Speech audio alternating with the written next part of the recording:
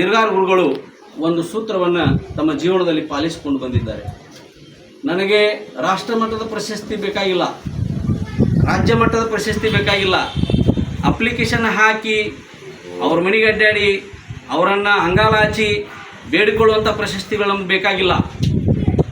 ನಮ್ಮ ವಿದ್ಯಾರ್ಥಿಗಳ ಮನಸ್ಸಿನಲ್ಲಿ ನಾವು ಇರುವುದಾದರೆ ಅದು ನೊಬೆಲ್ ಪಾರಿತೋಷಕ್ಕಿಂತಲೂ ಮಿಗಿಲಾದ ಪ್ರಶಸ್ತಿ ಅನ್ನುವಂಥದ್ದನ್ನು ಎಲ್ಲರೂ ತಮ್ಮ ಜೀವನದುದ್ದಕ್ಕೂ ಪಾಲಿಸಿಕೊಂಡು ಬಂದಿದ್ದಾರೆ. ಅದು ನಮ್ಮೆಲ್ಲರಿಗೂ ಕೂಡ ಹೆಮ್ಮೆ ಪಡುವಂಥ ವಿಷಯ.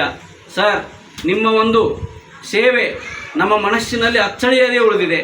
ನಿಮ್ಮ ಮೂರ್ತಿ ನಮ್ಮ ಜೀವವರೆಗೂ ಕೂಡ ನಾವು ಅದನ್ನು ತೆಗೆದು ಹಾಕಲಾರದಂತಹ ಒಂದು ಅಚ್ಚನ್ನು ನಮ್ಮಲ್ಲಿ ಒತ್ತಿದೆ.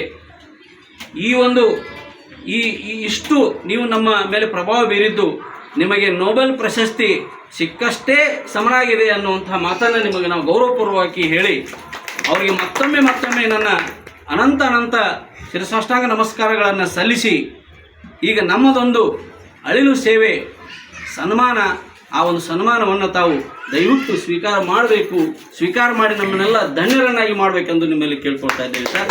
ಈಗ ಸನ್ಮಾನ ಕಾರ್ಯಕ್ರಮ ನಮ್ಮ ನೆಚ್ಚಿನ